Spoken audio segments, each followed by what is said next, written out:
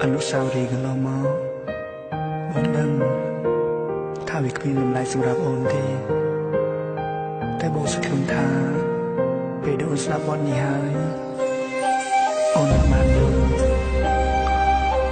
តែពេលនេះបងនិយាយអូនហើយជូនបងអូននិយាយស្លាញ់គ្នារហូតធ្លាប់តែមើលថែយកចិនទុំដាំងនឹងអូនមិនឲ្យមានស្ងួនឈឺចាប់ក្រមគ្រាដោយសារមកតែផ្ទុយស្រឡាំងទឹកភ្នែកបងស្រងព្រំអូន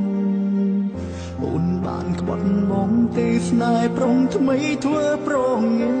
យបងទៅហើយអូយឆ្ងាយមិនចង់ក្បែរកាយមនុស្សស្រីពេញពោដូចជារូបអូ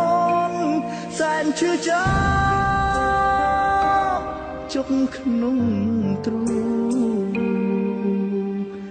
ស្ទើរគៀងបេះដូងស្លាប់ដោយសារអូ